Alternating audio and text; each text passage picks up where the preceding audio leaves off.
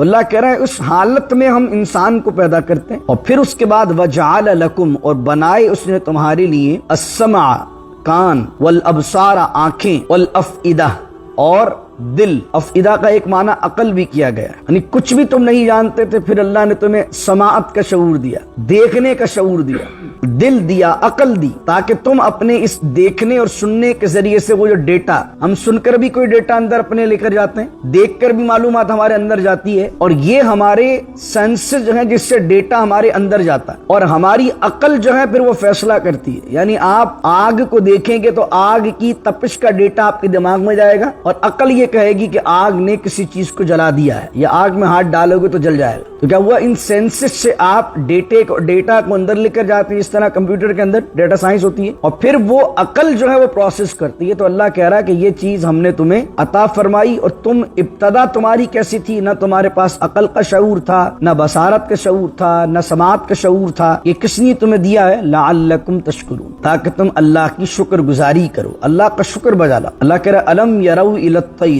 کیا وہ نہیں دیکھتے پرندوں کو، مسخرات فی جو السماء رب السماوات والارض وما امر الساعۃ الا کلمح البصر او هو اقرب ان اللہ علی کل شیء قدیر، صدق اللہ مولانا العظیم۔ 14ویں سپارے کے 17ویں رکوع کا آغاز ہے، اور آیت نمبر سورۃ النحل کی 77 ہے۔ اللہ رب العزت ارشاد فرماتا ہے کہ وَلِلَّهِ غَيْبُ السَّمَاوَاتِ وَالْأَرْضِ، اور اللہ ہی کے لیے ہے، اللہ ہی جاننے والا ہے جو غیب آسمانوں میں ہے اور جو غیب زمین کے اندر ہے۔ غیب کے بارے میں ہمارا عقیدہ اور نظریہ قرآنی یہ ہے کہ اللہ ہی اصلاً غیب کا جاننے والا ہے، اور اللہ کے بتائے بغیر کوئی ہستی غیب کی جاننے والی نہیں ہے۔ لیکن کیا اللہ نے وہ غیب کسی نبی کو بتایا ہے؟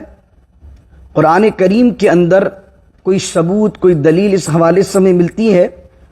تو چونکہ کچھ لوگ کہتے ہیں کہ بس اللہ ہی غیب جانتا ہے، انبیاء غیب نہیں جانتے، اور پھر وہ اس طرح کی آیات پیش کرتے ہیں، تو ہم ان کو سمجھاتے ہیں کہ جناب اصلاً حقیقی طور پر بغیر کسی کے بتائے غیب تو اللہ ہی جانتا ہے۔ غیب کا معنی انسین نالج، لیکن اگر اللہ کسی کو بتاتا ہے تو وہ بندہ بھی غیب جانتا ہے جس کو اللہ بتائے، جیسے کہ قرآن کریم کے اندر ہی موجود ہے وَمَا كَانَ اللَّهُ لِيُطْلِعَكُمْ عَلَى الْغَيْبِ وَلَكِنَّ اللَّهَ يَجْتَبِي مِن رُّسُلِهِ مَن يَشَاءُ، اور اللہ تعالیٰ اپنے غیب پر کسی کو مطلع نہیں کرتا، کسی کو اطلاع نہیں کرتا، وَلَكِنَّ اللَّهَ، لیکن غیب بتانے کے لیے یجتبی من رسولہ من یشاء، اپنے رسولوں میں سے جسے چاہتا ہے منتخب کر لیتا۔ تو قرآن کریم کی آیت بتا رہی ہے کہ اللہ اپنے نبیوں کو غیب بتاتا ہے، اور دوسری جگہ 29 پارے میں فرمایا عالم الغیب، وہ غیب کا جاننے والا کون؟ اللہ۔ فلا یظہر علی غیبہ احدا، ظاہر نہیں کرتا اپنے غیب پر کسی کو بھی، الا من ارتضی من رسول، مگر اپنے رسولوں میں سے چن لیتا ہے غیب بتانے کے لیے۔ تو کیا عقیدہ بنا؟ اصلاً حقیقی طور پر بغیر کسی کے بتائے اللہ غیب جانتا ہے، اور انبیاء اللہ کے بتائے سے غیب جانتے ہیں، لیکن انبیاء اتنا غیب نہیں جانتے کہ جتنا اللہ جانتا ہے۔ اللہ نے ان کو غیب بتایا ہے، وہ ساری کائنات سے زیادہ علم رکھتے ہیں، لیکن ان کی مثال اللہ کے علم کے آگے اس طرح بھی نہیں دی جا سکتی کہ اللہ تعالی کا علم سمندر ہے اور ان کا علم جو ہے وہ قطرہ ہے، اتنی مثال بھی نہیں دی جا سکتی۔ اللہ کا علم لامحدود ہے، اللہ کا علم لا فانی ہے، انبیاء کا جو علم ہے وہ محدودیت بھی ہے اس میں اور حادث بھی ہے۔ یہ فرق اگر محروز خاطر رہے گا تو یہ غیب کا مسئلہ آپ کے ذہن میں بہت آسانی سے سمجھ میں آ جائے گا، کوئی کنفیوژن کریٹ کر ہی نہیں سکتا، کیونکہ یہ غیب کا مسئلہ جب ہم ڈسکس کرتے ہیں تو کچھ لوگ کہتے ہیں کہ یہ تو شرک ہو گیا، اللہ بھی غیب جانتا ہے، آپ نے کہا نبی بھی غیب جانتے ہیں۔ ارے جناب آپ نے غلط سمجھ لیا، عقیدہ یہ ہے جو ہم نے آپ کو بیان کیا کہ انبیاء کے بارے میں ہم کیا عقیدہ رکھتے ہیں کہ اللہ نے انہیں غیب بتایا تو اس لیے وہ جانتے ہیں، لیکن کیا جتنا اللہ جانتا ہے اتنا جانتے؟ نہیں، یہ عقیدہ نہیں ہے۔ اللہ کا علم لامحدود ہے، نبیوں کا علم محدود ہے۔ اللہ کا علم لافانی ہے، نبیوں کا علم جو ہوتا ہے اس میں فنا ممکنات میں سے ہے، وہ حادث ہوتا ہے۔ تو یہ شرک نہیں ہوا، بلکہ یہ عین وہ عقیدہ ہے جو قرآن و سنت میں ہمیں آگاہی اس حوالے سے ملتی ہے۔ وما امر الساعۃ الا کلمح البصر او هو اقرب، اور قیامت کا معاملہ، امر الساعۃ، ساعت کا مطلب قیامت، وما امر الساعۃ، اور نہیں ہے قیامت کا معاملہ مگر الا کلمح البصر، کلمح البصر کہتے ہیں پلک کا جھپکنا، کہا اتنی دیر بھی نہیں لگے گی جتنی پلک کو جھپکنے میں لگتی ہے، اللہ تعالیٰ قیامت کو لے کر آ جائے گا۔ او هو اقرب، بلکہ پلک جھپکنے سے پہلے قیامت جو ہے وہ او هو اقرب، اس سے بھی زیادہ قریب ہے کہ وہ اتنی جلدی لے کر قیامت کو آ جائے۔ یعنی کہ ایسا نہیں ہوگا کہ اللہ کے لیے، قیامت کے لیے اللہ کو پوری کوئی تیاری کرنی ہے اور بہت عرصہ اور ٹائم لگنا ہے۔ یہ جو قیامت قیامت کا پوچھتے رہتے ہیں اور کہتے ہیں کہ کب آئے گی قیامت، تو جب آئے گی تو پلک جھپکنے سے بھی زیادہ تیزی کے ساتھ قیامت آئے گی۔ ان اللہ علی کل شیء قدیر، بے شک اللہ ہر چیز پر قادر ہے جیسا کہ اس کی شان کے لائق ہے۔ واللہ اخرجکم من بطون امہاتکم لا تعلمون شیئا، اور اللہ نے تمہیں نکالا تمہاری ماؤں کے بطون سے، تمہاری ماؤں کے پیٹوں سے، اس حال میں نکالا کہ لا تعلمون شیئا، تم کچھ بھی نہیں جانتے تھے۔ جس وقت تم پیدا ہوئے، اور مفسرین نے لکھا ہے کہ حیوانوں میں انسان کا جو بچہ ہوتا ہے وہ سب سے زیادہ کمزور ہوتا ہے۔ کبھی بکری کا بچہ پیدا ہو تو اس کو دیکھیے، کبھی ہاتھی کا بچہ پیدا ہو تو اس کو دیکھیے، کبھی کسی بھینس کا بچہ پیدا ہو تو اس کو دیکھیے گا، وہ کچھ دیر کے لیے پاؤں لڑکھڑاتا ہے اور پھر خود اپنے پیروں پر چلنا شروع کر دیتا ہے۔ انسان کے بچے کو پیروں پر کھڑے ہونے کے لیے بھی سال لگ جاتے ہیں، اس کو اپنے منہ سے خود بخود کھانے کے لیے بھی سال لگ جاتے ہیں۔ اللہ اکبر۔ اللہ کہہ رہا ہے اس حالت میں ہم انسان کو پیدا کرتے ہیں، اور پھر اس کے بعد وَجَعَلَ لَكُمْ، اور بنائے اس نے تمہارے لیے السمع، کان، والابصار، آنکھیں، والافئدہ، اور دل۔ افئدہ کا ایک معنی عقل بھی کیا گیا ہے، یعنی کچھ بھی تم نہیں جانتے تھے، پھر اللہ نے تمہیں سماعت کا شعور دیا، دیکھنے کا شعور دیا، دل دیا، عقل دی، تاکہ تم اپنے اس دیکھنے اور سننے کے ذریعے سے وہ جو ڈیٹا، ہم سن کر بھی کوئی ڈیٹا اندر اپنے لے کر جاتے ہیں، دیکھ کر بھی معلومات ہمارے اندر جاتی ہے، اور یہ ہمارے سینسز جو ہیں جس سے ڈیٹا ہمارے اندر جاتا ہے، اور ہماری عقل جو ہے پھر وہ فیصلہ کرتی ہے۔ یعنی آپ آگ کو دیکھیں گے تو آگ کی تپش کا ڈیٹا آپ کے دماغ میں جائے گا، اور عقل یہ کہے گی کہ آگ نے کسی چیز کو جلا دیا ہے، یا آگ میں ہاتھ ڈالو گے تو جل جائے گا۔ تو کیا ہوا، ان سینسز سے آپ ڈیٹا کو اندر لے کر جاتے ہیں، اس طرح کمپیوٹر کے اندر ڈیٹا سائنس ہوتی ہے، اور پھر وہ عقل جو ہے وہ پروسیس کرتی ہے۔ تو اللہ کہہ رہا ہے کہ یہ چیز ہم نے تمہیں عطا فرمائی، اور تم ابتدا تمہاری کیسی تھی، نہ تمہارے پاس عقل کا شعور تھا، نہ بصارت کا شعور تھا، نہ سماعت کا شعور تھا۔ یہ کس نے تمہیں دیا ہے؟ لعلکم تشکرون، تاکہ تم اللہ کی شکر گزاری کرو، اللہ کا شکر بجا لاؤ۔ اللہ کہہ رہا الم یروا الی الطیر، کیا وہ نہیں دیکھتے پرندوں کو، مسخرات فی جو السماء، کہ وہ آسمان کی فضا میں اللہ کے قانون کے تابع ہو کر اڑ رہے ہیں۔ مسخرات، تابع ہونا، اللہ کے قانون کے انڈر ہونا۔ جو کا معنی فضا، سما کا معنی آسمان۔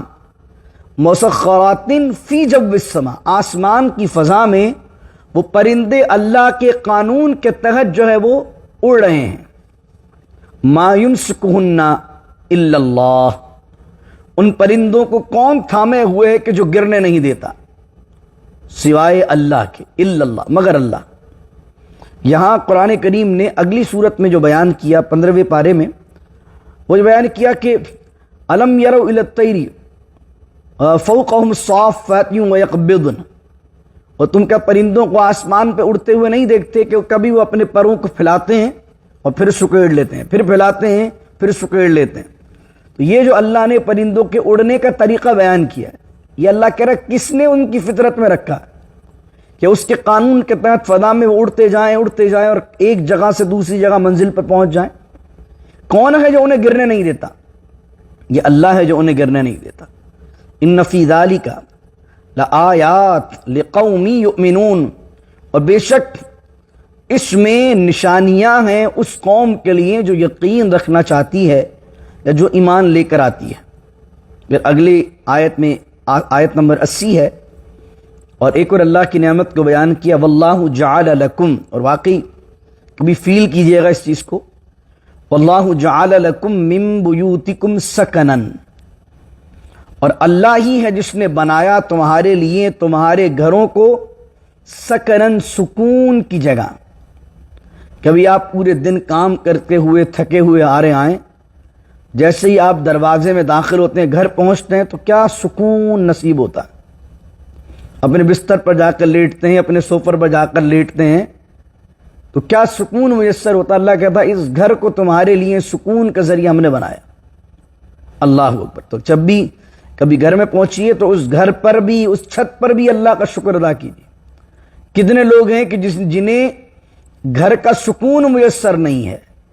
واللہ جعل لکم من بیوتکم سکنا، اور دوسرا پہلو یہاں پر ہے کہ گھر سکون کے لیے ہوتے ہیں، لڑائی جھگڑے کے لیے نہیں ہوتے۔ اللہ نے گھروں کو سکون کا ذریعہ بنایا۔ اگر میاں بیوی کی چپقلش چلتی رہے گی اور بیوی شوہر کے داخل ہوتے ہی وہ چلانا شروع کر دے گی، شکایتیں کرنا شروع کر دے گی، تو پھر آدمی کے لیے گھر سکون کا ذریعہ نہیں رہے گا، بلکہ وہ باہر کہیں سکون تلاش کرے گا۔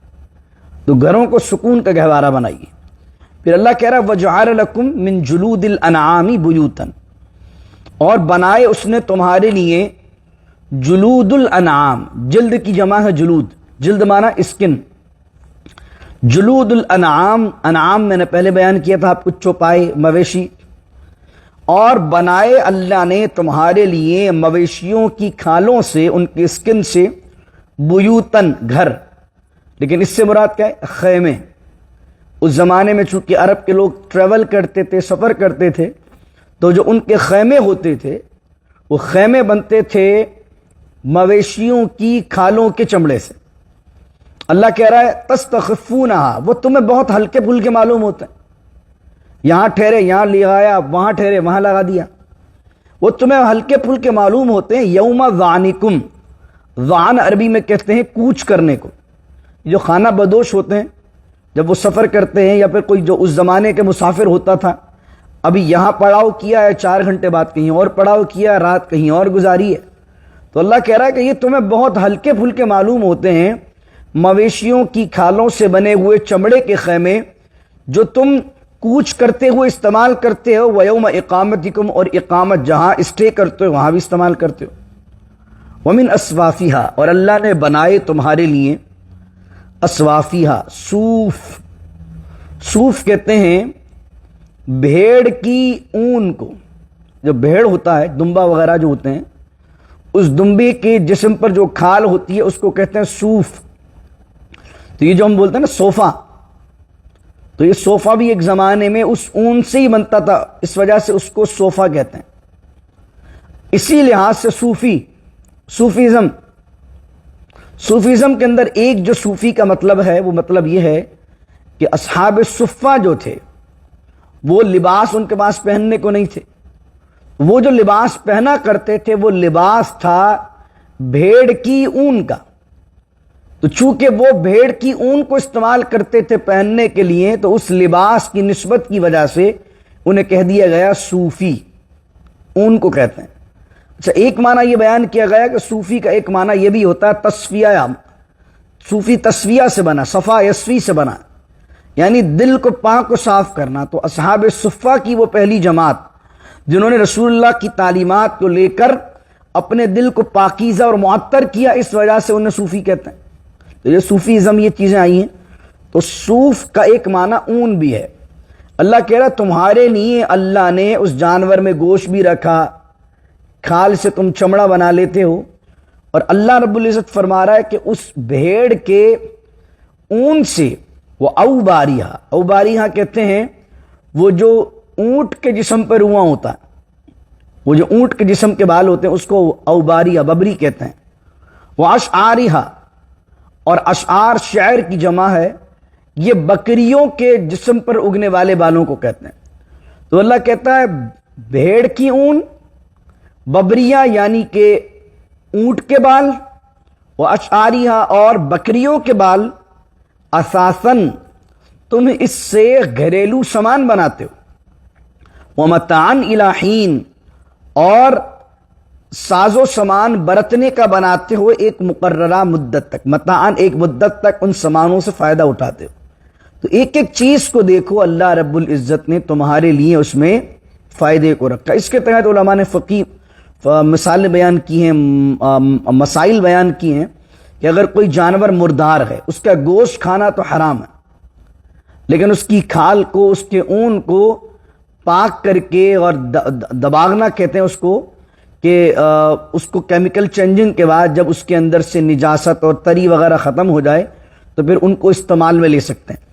واللہ جعل لکم مما خلق ظلالا، اور اللہ نے بنائے تمہارے لیے جس چیز کو اللہ نے پیدا کیا اس میں سایہ، یعنی اللہ نے سایہ بھی رکھا ہے تمہارے لیے۔ ظلالن کا معنی سایہ، درخت کا سایہ، پہاڑ کا سایہ، دیوار کا سایہ، پتھر کا سایہ، یہ سایہ بھی اللہ نے تمہارے لیے ایک نعمت کے طور پر رکھا ہے۔ کوئی آدمی دھوپ میں بھاگ رہا ہو اور بہت شدت کی دھوپ ہو اور اچانک سے درخت مل جائے اور اس درخت کے سائے میں تم آ کر کھڑے ہو جاؤ تو سوچو کہ وہ کتنی بڑی نعمت ہے، سایہ اس پورے میدان کے اندر۔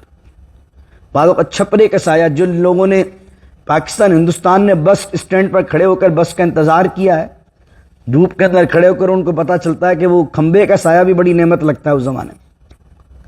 تو سایہ بھی اللہ کی ایک بہت بڑی نعمت ہے، اللہ نے رکھا ہے۔ میں فرمایا ایک تو اللہ کی نعمت یہ کہ اللہ نے ہر چیز جو پیدا کی اس کا سایہ رکھا۔ وَجَعَلَ لَكُم مِّنَ الْجِبَالِ أَكْنَانًا، اور بنایا اللہ نے تمہارے لیے پہاڑوں میں، جبال میں، اکنانن پناہ لینے کی جگہ۔ پناہ لینے کی جگہ سے مراد غار۔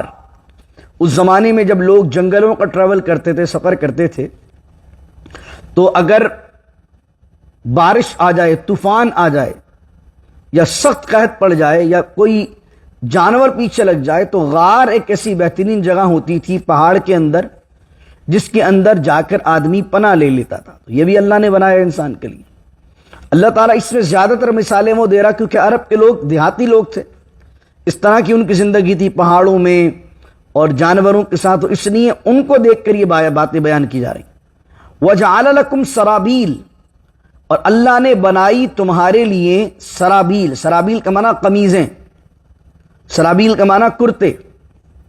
تقیکم الحر، اب کس سے کرتے بنے؟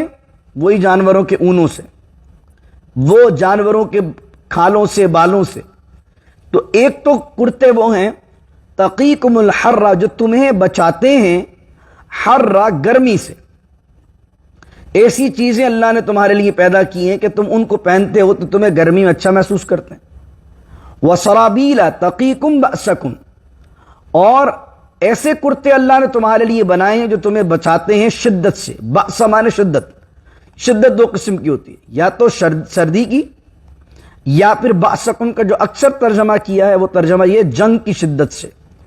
یہ جو جنگ کے اندر لباس پہنتے تھے پورے، جس سے تلوار نہیں لگ رہی ہے، اور یہ تمام چیزیں جو انہوں نے پہنی ہوئی ہوتی تھیں جو جنگ کے اندر ان کو دشمن کے وار سے بچاتی تھیں، اللہ کہہ رہا ہے کہ یہ جو لباس ہے تمہارا، یہ لباس تم نے کیسے پہن لیا؟ اس لباس کے پیچھے دیکھو، اس کی مینوفیکچرنگ کے اندر جو اس میں اسٹف استعمال ہوا ہے وہ بھی اللہ کا بنایا ہوا ہے اور تمہارے لیے انعام ہے۔ اللہ اکبر۔ اس وقت جو آپ لوگ بھی سوٹ پہنے ہو، میں بھی جو سوٹ پہنا ہوں، غور کریں اس پر، یہ بنا کہاں سے، آیا کہاں سے، کس طرح بنا؟ تو اس کے اندر بھی ایک ایک چیز میں جو تن پر کپڑا بھی ہے نا، یہ جو ننگا بدن ہمارا چھپا ہوا، یہ بھی بہت بڑی اللہ کی نعمت ہے۔ اللہ اکبر۔ ورنہ یاد ہوگا آپ کو کہ پہلے زمانے میں تو لوگ اپنے ستر کو چھپانے کے لیے پتے باندھتے تھے۔ یہ اللہ رب العزت نے انسان کو عقل دی ہے، اور انسان نے عقل لگا کر یہ عقل لگائی کہ جناب ان جانوروں کی، ان کھالوں سے، ان اونوں سے کپڑے بھی بنائے جا سکتے ہیں۔ آج تو آپ کے پاس ورائٹی کپڑوں کی، آپ جائیے، آپ اپنے وارڈروب میں تو بہت سارے سوٹس لگے ہوئے ہیں، کبھی ان سوٹس کو دیکھتے ہوئے بھی اللہ کا شکر کیجئے کہ اللہ رب العزت تیرا بہت کرم، تیرا بہت شکر ہے کہ تو نے پہننے کو لباس دیا۔ اللہ اکبر۔ اللہ فرما رہا ہے یہ کیوں کیا؟ کذالک یتم نعمتہ، اللہ نے اس لیے یہ کیا تاکہ اللہ اپنی نعمتیں تم پر تمام کر دے۔ کذالک یتم نعمتہ علیکم، اللہ چاہتا اپنی نعمتیں ساری تم پر تمام کر دے، لعلکم تسلمون، تاکہ تم ان نعمتوں کو دیکھ کر ہماری اطاعت کرو، ہمارے آگے سر جھکا دو، ہماری فرما برداری کرو، اسلام کو قبول کر لو۔ فَإِن تَوَلَّوْا، آخری کی 2 آیتیں ہیں، اب یہ ساری نعمتیں بیان کرنے کے بعد اللہ کہہ رہا ہے فَإِن تَوَلَّوْا، تو اگر یہ منہ پھیریں، فَإِنَّمَا عَلَيْكَ الْبَلَاغُ الْمُبِينُ، تو پیارے آپ پریشان نہ ہوں، آپ غمگین نہ ہوں، آپ دکھی نہ ہوں، آپ کے ذمے کیا ہے؟ بلاغ المبین، بلاغ پہنچانا، مبین مانے واضح۔ آپ کی ذمہ داری اور آپ کی ڈیوٹی جو آپ کے رب نے لگائی ہے اے محبوب، وہ پہنچائی ہے، پہنچانا، وہ آپ کی ذمہ ہے۔ آپ نے واضح طور پر اللہ کا پیغام، ان انعامات کا ذکر، جنت دوزخ کی باتیں، حق اور باطل کے رستے، ان کے سامنے بس واضح کر دینے، بس۔ باقی ہدایت جو لینا چاہے گا اللہ اسے دے گا، جو ہدایت نہیں لینا چاہے گا اللہ تعالیٰ پھر اسے ہدایت نہیں دے گا۔ تو یہ میں بارہا عرض کرتا ہوں کہ دین کو کسی پر جبرن نافذ نہ کریں۔ مبلغ کا کام، عالم کا کام، مفتی کا کام دین کا پہنچانا ہے۔ دین کی بات آپ نے پہنچا دی، اب اللہ کے ذمے کرم پر ہے، اب اللہ کی رحمت پر یہ بات منحصر ہے کہ اگر بندہ چاہے گا تو اللہ رب العزت اسے انعام و کرام عطا فرمائے گا، اور اللہ رب العزت اسے ہدایت عطا فرمائے گا، نہیں چاہے گا ہدایت نہیں ملے گی۔ اللہ کہہ رہا یعرفون نعمت اللہ، اور یہ لوگ اللہ کی نعمتوں کو پہچانتے ہیں، ثم ینکرون، اور اللہ کی نعمتوں کو پہچاننے کے بعد اس کا انکار کرتے ہیں، وَأَكْثَرُهُمُ الْكَافِرُونَ، اور اتنی نعمتیں اللہ نے بیان کی، فرمایا ان میں سے اکثر لوگ جو ہیں وہ ناشکرے ہیں۔ تو اللہ تعالی ہمیں ناشکری سے اپنی پناہ عطا فرمائے، اللہ تعالیٰ ناشکروں سے اپنی پناہ عطا فرمائے، اور ہمیشہ اللہ کی ہر نعمت کا ادراک اور اس کا علم عطا فرمائے، اور اس کی ہر نعمت پر ہمیں شکر بجا لانے کی توفیق عظمی نصیب فرمائے۔ بسم اللہ الرحمن الرحیم، الحمدللہ رب العالمین، والصلاة والسلام علی اشرف الانبیاء والمرسلین، ربنا اتمم لنا نورنا واغفر لنا انک علی کل شیء قدیر، لا الہ الا اللہ وحدہ لا شریک لہ، لہ الملک ولہ الحمد وهو على كل شيء قدير، اللهم لا مانع لما أعطيت ولا معطي لما منعت ولا ينفع ذا الجد منك الجد، وصلى الله تعالى على خير خلقه محمد وعلى آله وصحبه أجمعين برحمتك يا أرحم الراحمين، لا إله إلا الله محمد رسول الله صلى الله عليه وسلم۔